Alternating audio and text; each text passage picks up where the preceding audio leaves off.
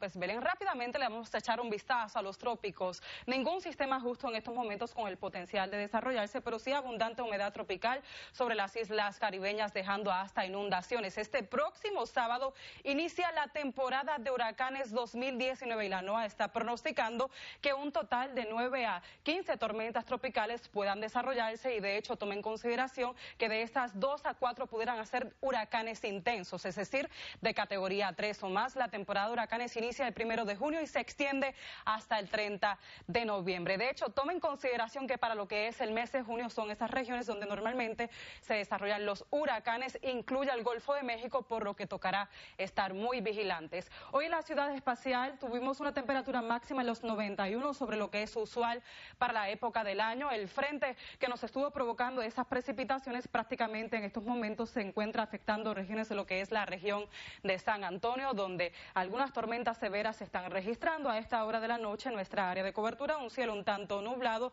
pero panorama ya bastante agradable. Échale entonces un vistazo a lo que proyectan los modelos meteorológicos. Algunas precipitaciones pudieran darse hacia el día de mañana viernes, tal vez una que otra tormenta aislada, pero no será un día como el día de hoy, que fue un tanto activo, y de hecho el sábado será un día sumamente agradable, mucho menos de media pulgada de lluvia en acumulación. Lo que sí está garantizado es el calor. Esas temperaturas van a continuar muy cerca de los 90 grados y definitivamente sensación de calor como en los 3 dígitos, así que manténgase muy bien hidratado. Ya para ese pronóstico, disfrute del fin de semana porque estará sumamente agradable.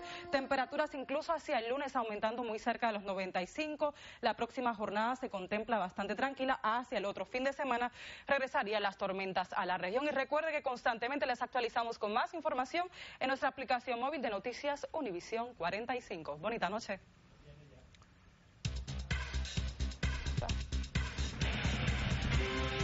Y hablando del tiempo, no hay ninguna duda de que el huracán Harvey será siempre recordado por millones de habitantes en el sur del estado de Texas.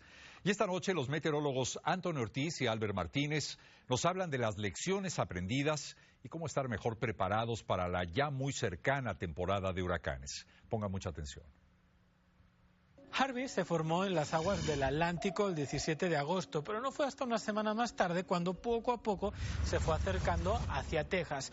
Tocó tierra el 25 de agosto en Port Aransas y luego subió hacia San Antonio para luego regresar a la costa y dejar acumulados de lluvia excepcionales durante 3 días consecutivos sobre la ciudad de Houston. Se batieron todos los récords, 51.88 pulgadas, lo que equivale a esto, a un cubo de 2 millas por 2 millas. En otras palabras, sobre Houston cayeron 15 billones de galones de agua. Una barbaridad, Anthony. Gracias, Albert. Es que con la cantidad de lluvia que caía en Houston y alrededores, habían lugares que se inundaban. Algunos de ellos eran Addicks y Barker. Obviamente por escorrentía se acumulaba la precipitación en esa zona. Los primeros en inundarse eran los que estaban en esa región, pero obviamente aumentaba el nivel de la presa porque llovía fuerte en esa zona. Así que se tuvo que liberar poco a poco el agua para evitar una falla, inundando Bayous y también a la ciudad de Houston. Pero contactamos a Jeff Linder del Centro Control de Inundaciones para ver si esta situación se va a repetir. In Harris County, in this region along the Gulf Coast, everybody has a flood risk. So just because you are outside of a floodplain, a mapped floodplain, the 100 or the 500 year, does not mean you can't flood. You still have a flood risk. We all have a flood risk. We should all carry flood insurance. Ya lo han escuchado, nos encontramos en una de las zonas más inundables del país y un dato interesante es que antes de Harvey tan solo el 20% de las casas estaban aseguradas contra inundaciones. Pero al parecer las personas tomaron conciencia y entre julio y diciembre del 2017 aumentaban en un 23% en el condado de Harris y el doble en el condado de Fort Bend. La gente ha hecho su trabajo, pero ¿y la ciudad de Houston y el condado? ¿Se han puesto las pilas para